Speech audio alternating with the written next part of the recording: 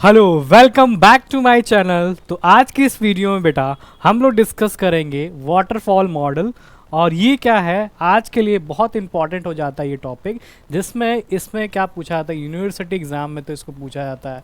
Even आप कह लो कि जितने कॉम्पिटिटिव एग्ज़ाम है तो इसके रिगार्डिंग क्वेश्चन पूछा जाता है।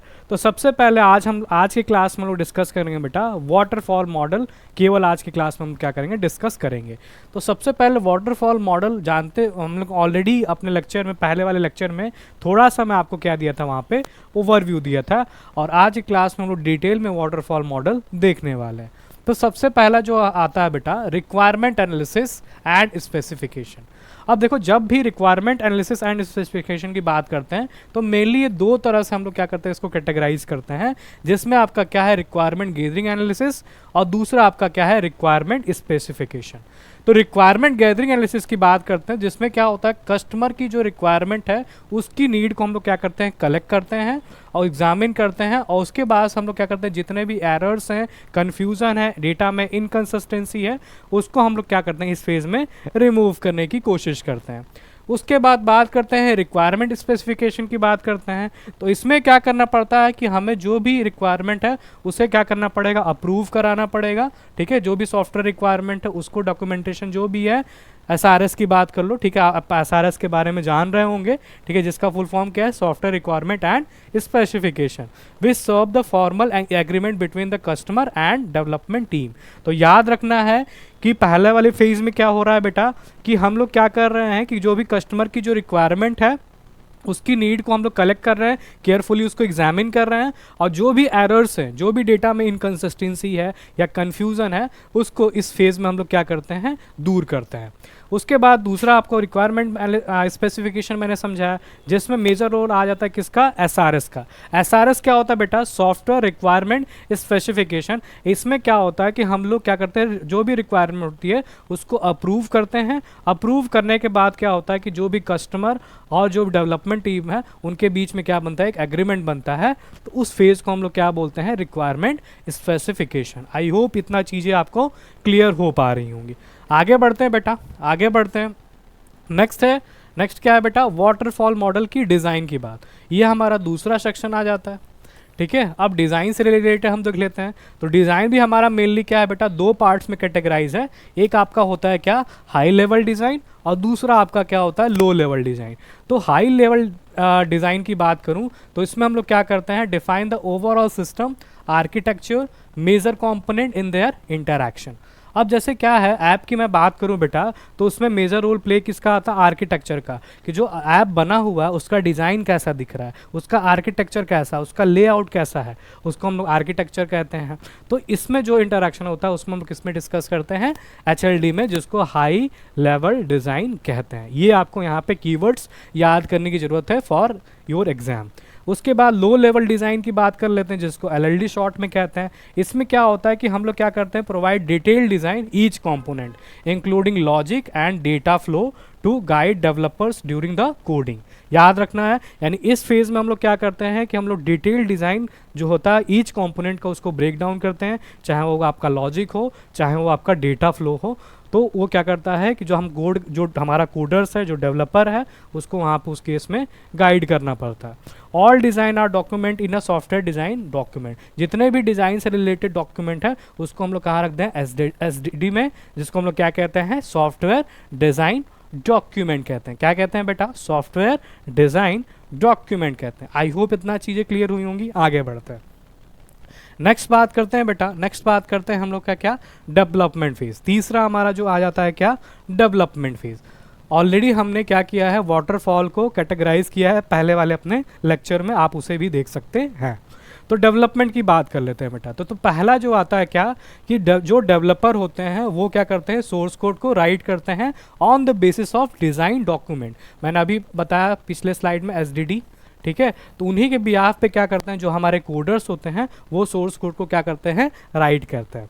फिर दूसरा फेज आता है क्या, suitable programming language tools are used. अब जैसे कोई भी एप्लीकेशन बनता है तो उसमें लैंग्वेज की नीड पड़ती है, चाहे वो C++ हो सकता है, जावा हो सकता है और अदर प्रोग्रामिंग लैंग्वेज हो सकता है, ठीक है। उसके बाद तीसरा चीज़ आता है आप क्या, यूनिट टेस्टिंग। यूनिट टेस्टिंग क्या होता है, टेस्टिंग के टाइप क्या होते हैं, आने वाले लेक्चर में हम लोग क्या करेंगे, इसको डिस्कस करेंगे। फिलहाल के लिए अभी समझ लो कि जब डेवलपमेंट की बात आती है तो वहाँ पे यूनिट टेस्टिंग से परफॉर्म करना पड़ता है और ईच मॉड्यूल को हमें क्या करना पड़ता है, वेरीफाई करना पड़ता है और करेक्टली वेरीफाई करना पड़ता है, ठीक है। क्योंकि वेरिफिकेशन वैलिडेशन हम लोग पढ़े थे क्या होता है, तो उसमें हम लोग को इस फेज में क्या करना पड़ता है, वेरीफाई करना पड़ता है। आई होप इतना चीज़ें डेवलपमेंट का कॉन्सेप्ट आपको क्लियर हो पा रहा होगा। आगे चलते हैं बेटा testing phase, testing and deployment phase. तो टेस्टिंग एंड डेवलपमेंट फेज की बात करें तो सबसे पहले समझते हैं टेस्टिंग फेज। तो टेस्टिंग फेज में सबसे पहले आफ्टर यूनिट टेस्टिंग के बाद हम लोग क्या आता है, जो सॉफ्टवेयर जो मॉड्यूल है उसको हम लोग क्या करते हैं, इंटीग्रेट करते हैं and increment tested to each stage. हर स्टेज पे हम लोग क्या करते हैं, उसको टेस्ट करते हैं। क्या कहने का मतलब कि जो भी सॉफ्टवेयर मॉड्यूल है उसे हम लोग क्या करते हैं, कलेक्ट करते हैं एंड कलेक्ट करके बाद हम लोग क्या करते हैं, ईच स्टेज पे हम लोग क्या करते हैं, उसको टेस्ट करते हैं। Once all module are successfully integrated, full system testing performance ensure the system function expected। अब इसमें जैसे अल्फा टेस्टिंग हो गया है ना, अल्फा टेस्टिंग क्या बताता है, इसको बस आपको याद रखने की चीज़ है। इसमें क्या करता है, इसको कौन परफॉर्म करता है कि जो भी डेवलपमेंट टीम होती है जो उस एप्लीकेशन को बिल्डअप कर रही होती है वो अल्फा टेस्टिंग परफॉर्म करता है। दूसरा आता है आपका क्या, बीटा टेस्टिंग। बीटा टेस्टिंग में क्या होता है, जो भी सेलेक्टेड एंड यूज़र होते हैं वो परफॉर्म करते हैं। तीसरा चीज़ आपका क्या आता है, एक्सेप्टेंस टेस्टिंग। इसमें क्या होता है कि जो कस्टमर है अप्रूव, जो सॉफ्टवेयर को उसको अप्रूव करना है तो उसका परफॉर्मेंस लेवल कैसा है, उसको हम लोग क्या बोलते हैं बेटा, एक्सेप्टेंस टेस्टिंग कहते हैं। क्या कहते हैं, एक्सेप्टेंस टेस्टिंग कहते हैं। बहुत बढ़िया, आगे बढ़ते हैं, आगे बढ़ते हैं। नेक्स्ट है आपका क्या, मेंटेनेंस, ठीक है। नेक्स्ट आपका क्या है, मेंटेनेंस। अब मेंटेनेंस की बात करते हैं तो हमें सॉफ्टवेयर को क्या करना पड़ता है, टेस्ट कर लिया, अब मेंटेन करने की बात आती है।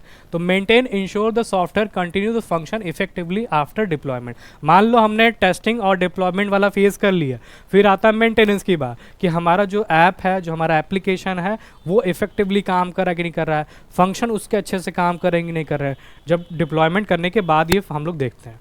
उसके बाद देखते हैं करेक्टिव मेंटेनेंस, ठीक है, परफेक्टिव मेंटेनेंस, अडेप्टिव मेंटेनेंस, ठीक है। तो एक एक करके हम लोग समझते हैं क्या है। सबसे पहले बात करते हैं क्या, करेक्टिव मेंटेनेंस। इसमें क्या करते हैं हम लोग, एरर को फिक्स करते हैं, ठीक है, ढूंढ के एरर को फाउंड आउट करके और उसके बाद हम लोग क्या करते हैं, इसको फिक्स करने की कोशिश करते हैं।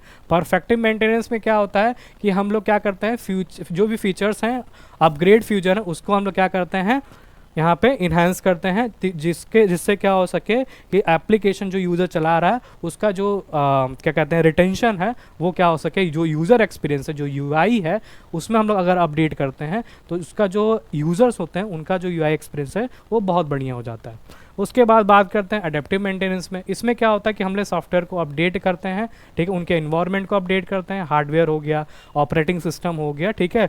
तो जैसे मान लो कि आपके यहाँ आता होगा सॉफ्टवेयर अपडेट करने के लिए, एप्लीकेशन अपडेट करने के लिए आता है कि नहीं आता है।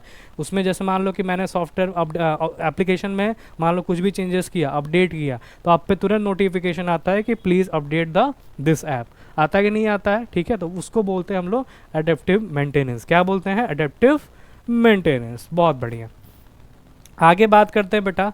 अब ये क्वेश्चन पूछा जा सकता है, when to use waterfall model. Important है, इसको स्टार बना सकते हो, ये बहुत इंपॉर्टेंट है खासकर यूनिवर्सिटी एग्जाम में। तो एक बार समझते हैं क्या होता है। तो सबसे पहले क्या है, ये वेल डिफाइंड रिक्वायरमेंट्स है, याद रखना है। Requirements are clear, stable, are fully documented before development begin. याद रखना है, क्लियर होना चाहिए, स्टेबल होना चाहिए, ठीक है, ये चीज़ याद रखनी है आपको। मिनिमल चेंजेस एक्सपेक्टेड, ये चीज़ याद रखना है आपको। The project scope unlikely change during the development, small to medium size project, ये भी इसमें होता है, ठीक। उसके बाद suitable for project with limited complexity and clear development path, यानी कि मिनिमम क्या होना चाहिए, उसकी कॉम्प्लेक्सिटी होनी चाहिए, लिमिटेड कॉम्प्लेक्सिटी होनी चाहिए। ये रिस्क को, लोअर रिस्क को, प्रिडिक्टेबल एंड लोअर रिस्क को ये करता है। फिर risk are known, manageable, can be address early development cycle, ठीक है, उसको मैनेज करने भी आना चाहिए। स्ट्रिक्ट रेगुलेटरी कॉम्प्लाइंसेस है, ठीक। Ideal when detail the documentation and regulations and the mandatory. Client prefer the sequential approach. जो clients होते हैं वो क्या अप्रोच करते हैं, sequential अप्रोच करते हैं, ठीक, उसके बाद best when the client want to step by step linear development process, ये भी आप एग्जाम में इसको कोट कर सकते हो। ठीक है, उसके बाद आता है कि लिमिटेड रिसोर्स, और लास्ट आता है क्या, work well, resource are limited, need to carefully planning and allocation. ठीक है, तो ये चीज़ें यहाँ पे आपसे क्वेश्चन पूछा जा सकता है, तो इसमें आपको क्या करना है, पॉइंट्स को ब्रेक डाउन करके इस चीज़ को आप लिख सकते हो अपने एग्ज़ाम के लिए। आई होप इतना चीज़ें आपको क्लियर हुई होंगी बेटा, इतना चीज़ें आपको क्लियर हुई होंगी। वाटरफॉल मॉडल आपके एग्ज़ाम में पूछा जा सकता है, तो आप जितना भी मैंने आपको डिटेल दिया उतना भी आप एग्ज़ाम में लिख के चले आते हो तो भी आपको वहाँ पे जो है नंबर अच्छे खासे मिल जाया करेंगे। और जो लास्ट वाला स्लाइड था, जैसे कि ये कुछ मैंने आपके साथ पॉइंट्स आपके साथ शेयर किए हैं, तो इसको भी अपने आंसर राइटिंग में क्या कर सकते हो, लिख सकते हो। क्लियर है बेटा? तो आज के सेशन में, आज के लेक्चर में हमने क्या किया, आपको वाटरफॉल मॉडल बताने की कोशिश की। ठीक है, जिसमें आपको यूनिवर्सिटी एग्ज़ाम में क्या है, वहाँ पे देखने को क्वेश्चन ये मिल सकता है। ठीक है, तो आई होप इतना चीज़ें आपको क्लियर हुई होंगी। ठीक है, बहुत बढ़िया।